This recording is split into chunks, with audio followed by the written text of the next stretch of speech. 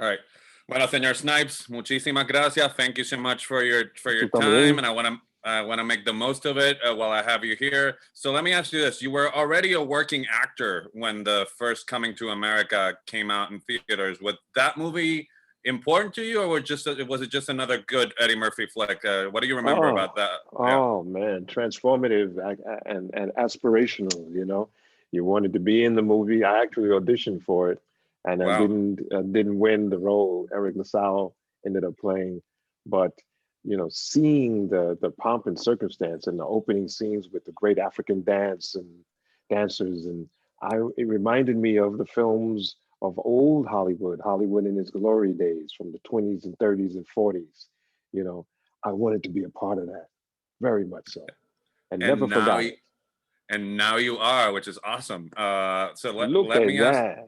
Yeah, I know.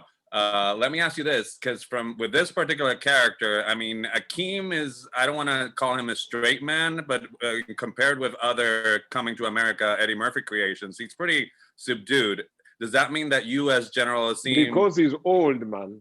That is why. yeah, that is that too. No, But he is the bull who has no more bulls in him.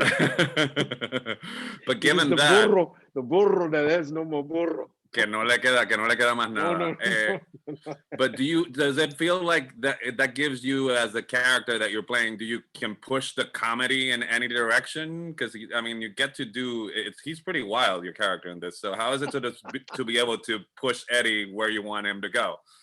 Well, you're not pushing Eddie. That's right. Let's be clear on that. You're definitely not pushing Eddie. But I mean, it is kind of structured where I have a lot of flexibility. And since I decided that I didn't want him to just to be a one-note maniacal, tyrant, Mm-hmm. adding the flavors of his body movement and that he likes America and he likes the things, he thinks that he's a great samba dancer, he can do all of this, the bachata, he's the man of man, the greatest man in the world is nothing to him. I, Yeah, gives me a lot of fun. it's a lot of joy for a tyrant. I have to say that comes across really, really, Yeah, really well. Yeah. yeah. The tyrants So would let me. like to be like General Easy. Yeah, there we go. We would only be so lucky if there were, but I mean, there we go. All right, so let me ask you this: because you were able to transition throughout your career between comedy and action and drama, does it feel a little bit full circle to be able to flex comedy muscles again and not be stuck in one thing? Yeah, full circle and kind of surreal because, early on, I thought that's what I would be doing, mostly musical theater, song and dance, Wow.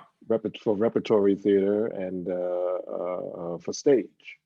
And it just so turns out that I ended up doing the work, the dramatic work in film, which came as a result of my dramatic work on stage. And then Passenger 57 was the first one we got a chance to, play with the whole body movement and the martial arts. So yeah, it's this is my sweet spot. I love this world.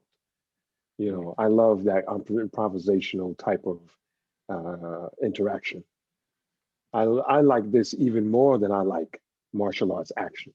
And I love martial arts action, but I love this because it's constantly surprising, constantly magical. You never know what to expect. In martial arts action and choreography in the movies, you have to know what to expect.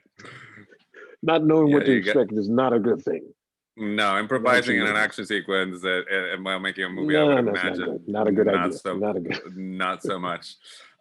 So let me ask you this, because when this one comes out, when Coming to America comes out, it'll be the week where New Jack City turns officially 30 years old. Really? It's yeah. So what do you remember? Because Well, I that's mean, great. like I said, I like, what do you remember about that one? Because I don't want to say put you on the map, but it definitely pushed your career forward. Did you know while you were making it that it was sort of that kind of that it was going to be that movie for you? New Jack City? Yeah. Oh no, actually, I didn't even want to do New Jack City. They drugged me into New Jack City, kicking and screaming. Yeah, because I didn't want to glamorize drug dealers. Mm. And they sold me the idea by telling me it was going to be a black version of The Godfather.